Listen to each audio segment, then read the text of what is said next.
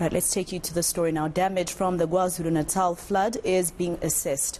Roads and settlements were flooded, and some schools have been forced to close. Let's go to eNCA reporter Lethiwe Mdluli, who is on the ground checking the situation for us. Lethiwe, yet another weekend of floods. I see you're at a school right now. How was the impact on schools?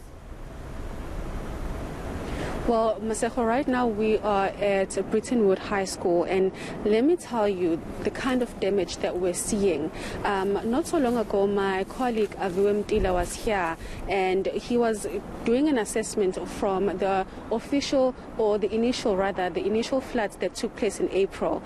And most classrooms that are here at Brittonwood High School were affected by the floods.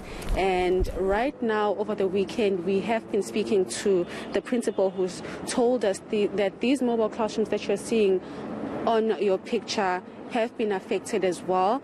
The Department of Education actually brought these mobile classrooms as a way for the school to continue with teaching and learning. But unfortunately, they've also been flooded. And the principal was saying that they've now had to go back to their original plan, where they have to go on a rotation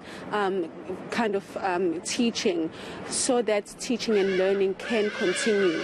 Now, there's been a lot of people around this area that are trying to help the school get back on its feet. The Department of Education is also trying to help. We saw the HOD who was here earlier on doing assessments, as well as this school has suffered yet another flood during the weekend. I'm now going to bring in a union that has been trying to help the school get back on its feet. I'm now joined by Sue Jacobson. Thank you so much for joining us at eNCA. Take us through some of the work that you've been doing, trying to help the school. We see the flooding, the classrooms, some of them are not working. Take us through what you've been doing. We managed to collect some computer components to replace computers in the RT classroom. RT gave their computers to the admin block. So we've managed to replace those. We've replaced books, text, stationery books, stationery files, and our collection is now ongoing for essentially office materials that they will need and stuff that the children might need.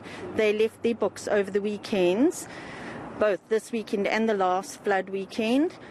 All of that has been lost, so we've been replacing that through the Union of Jewish Women, and the Union of Jewish Women have taken this now nationally as their national project for this quarter. Now, so you've just touched on something very important.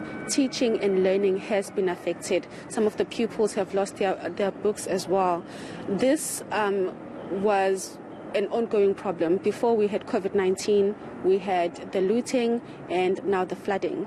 Twice that we've had the flooding. How are learners affected by this, and what do they need besides the books? So in their technical drawing classroom, that was completely destroyed. We've managed to replace their EGD boards, but there are other things that they need. They need compasses, they need rulers, they need A4, A3, A2 paper in order to conduct their lessons. All of that was destroyed.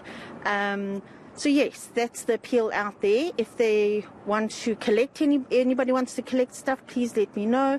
I'm happy to fetch it from wherever it is. Thank you so much. Thank you. So, Maseko, one other thing that I wanted to touch on that the principal mentioned when I was actually speaking to her was that all the bottom classes, it's a two-story building, so all the bottom classes here in Brittonwood High School are completely damaged. There is a lot of mud and debris currently, so they're only using the top part of the school. And of course, that is forcing them to limit their classrooms, or their classes rather.